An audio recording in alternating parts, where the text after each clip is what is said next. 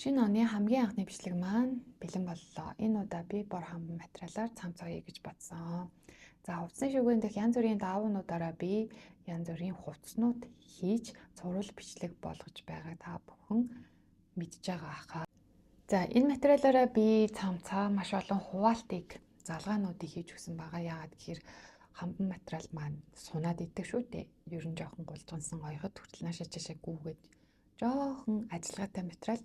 Тийм учраас маш олон залгаасуудыг тэгээд дээрээс нь наалтнуудыг нааж өгсөн. Түүнээс гадна доторууд нь бас маш олон залгаастай.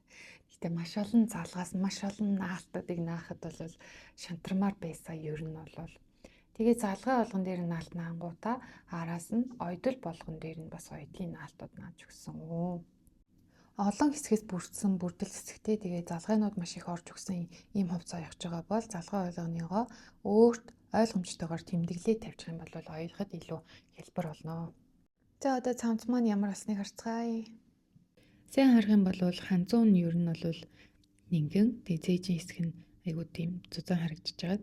Давхар наалт тэгээ бас дотортой учраас ингэж харагдчихж байгаа. Гэхдээ мөрний хэсэг, цээжний хэсэг ийм байснараа илүү энэ цамцыг маань зэгзгэр болгож өгж байгаа. Энэ олон залгаасууд нь хамбан материал ингээд яг өмсөөд хэрэглэхэд ийм гоё жоохон нэг тийм чимэн харагддаг материал мөртлөө даанчийн материалаар оёно гэхээр маш их ажиллагаатай юм байна. Би рил хийх гээд ингээд үсээ өгн боржуулгасан юм аа. Үсний энэ дүүгээр тэгсэн чинь хамгаалах янз бүрийн түрхээгүй шууд ингээ хамгийн их дээр нь тавиад үсээ бүржүүлэгдсэн чинь миний үс шатцсан баха. Түлэгдсэн. Тийм түлэгдсэн. Тэгээ нэг юм хогийн шүр шиг болцсон. Одоо тэгээ энэ үсээ яах юм баа бүүмт.